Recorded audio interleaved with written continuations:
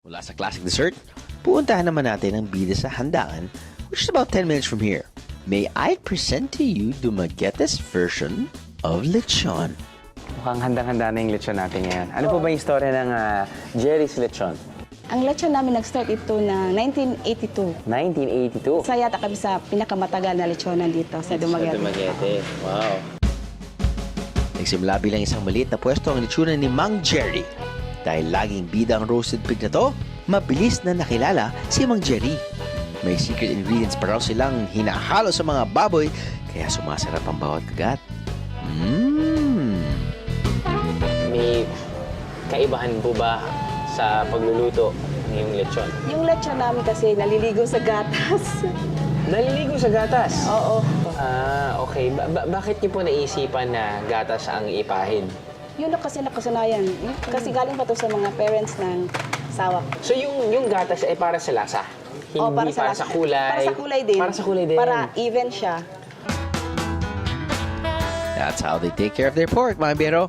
Give them a milk bath. Para mas masarap, ikaw din ang pipili ng iyong baboy. Ika nga nila, bespoke lechon. Sige, subukan natin to, madam. So usually, hindi po dito kumakain mga tao. Wala kaming kainan. Lechonan lang. Lechonan lang talaga. Pupunta sila dito para mag-order. Para mag-order. Ng isang buong lechon.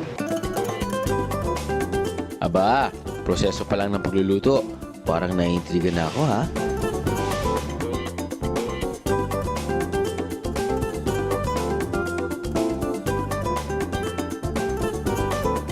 Ito na ang tulo-laway moment.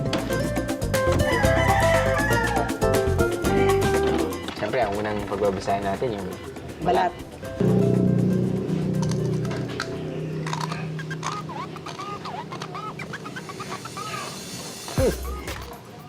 Naluto nga.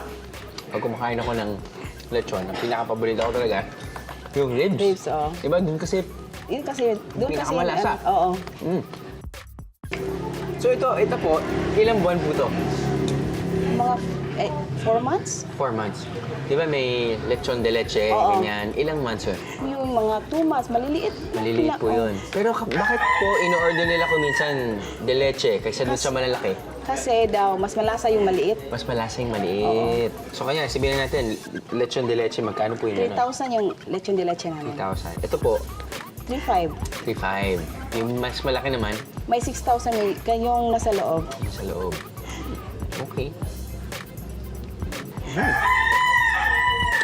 Ayun. Ito talaga yun. Medyo malasa. At syempre, madaming taba. Hindi naman araw-araw kakain ka ng Oo. lechon. So, sulitin mo na. Ayos.